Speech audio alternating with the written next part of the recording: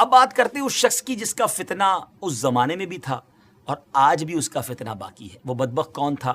مرزا غلام احمد قادیانی۔ یہ 1839 یا 1840 عیسوی میں پیدا ہوا اور 1886 میں مرزا نے اپنی نبوت کی بنیاد رکھنا شروع کی، جو کہ جھوٹے اور عجیب و غریب من گھڑت الہام اور کشف وغیرہ پر مبنی تھی، جو کہ آج بھی اس کی بدنام زمانہ کتاب براہین احمدیہ میں موجود ہے۔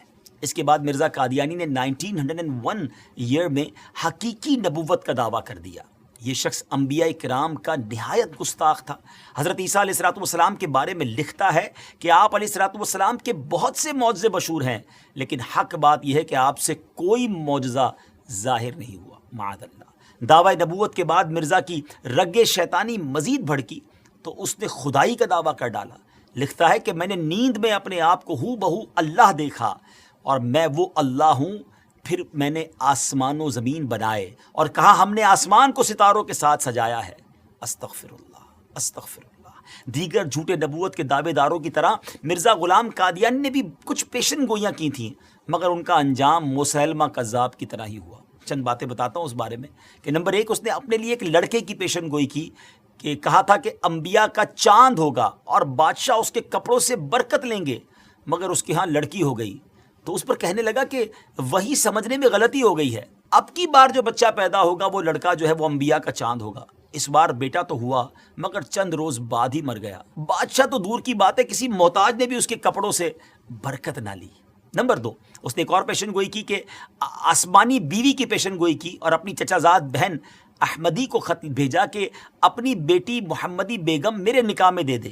اس نے صاف انکار کیا، اس پر دھمکیاں دی اور پھر کہا کہ وہی آ گئی ہے، ہم نے تیرا نکاح اس سے کر دیا ہے، اور یہ کہ اس کا نکاح اگر تو دوسری جگہ کرے گی تو 2.5 یا 3 برس کے اندر اس کا شوہر مر جائے گا۔ مگر اس خدا کی بندی نے اس بدبخت کی ایک نہ سنی اور سلطان محمد خان سے نکاح کر دیا۔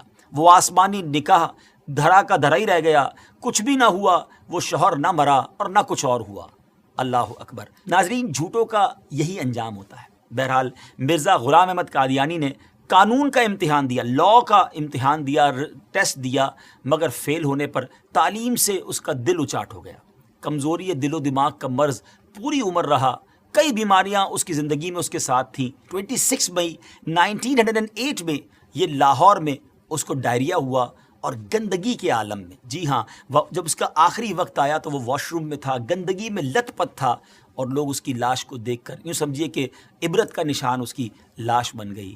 ناظرین، یہ ہے جھوٹے نبی کا انجام۔ ہم سب کو یقیناً یہ یقین ہے، ہمارا ایمان ہے کہ ہمارے آقا علیہ السلام ہی آخری نبی ہیں، اور خود نبی پاک علیہ السلام نے جو فرما دیا، لا نبی بعدی، میرے بعد کسی نبی نے نہیں آنا، اور یہی ہمارا ایمان، یہی ہمارا بلیف ہے۔ لیکن ایک بات یاد رکھنی ہے کہ اس طرح کے دعوے کرنے والے، اس طرح کی جرت کرنے والے، اس طرح کا کلیم کرنے والے لوگ اور بھی آئیں گے، کیونکہ علماء کرام نے نبی پاک علیہ السلام کی احادیث سے جو ایکسٹریکٹ کیا ہے، جو شرح بیان کی ہے، وہ یہی ہے کہ قیامت سے پہلے اور بھی نبوت کے دعوے دار آئیں گے۔ ہو سکتا ہے اس دور میں، ہو سکتا ہے کچھ دنوں کے بعد یا کچھ سالوں کے بعد، لیکن مسلمانوں کا شروع سے یہ عقیدہ رہا کہ ان جھوٹے دعوے داروں کی طرف کوئی توجہ نہیں کرنی۔ ہم سب کا عقیدہ، ہمارا بلیف اتنا مضبوط ہونا چاہیے، اور ہے الحمدللہ کہ ہمارے آقا علیہ السلام ہی آخری نبی ہیں۔ کیا خوبصورت قرآن پاک کی سورہ احزاب کی آیت نمبر 40 ہے نا، اللہ تعالیٰ قرآن مجید میں کیا ارشاد فرماتا ہے؟ ما کان محمد ابا احد من رجالکم ولکن رسول اللہ وخاتم النبیین وکان اللہ بکل شیء علیما۔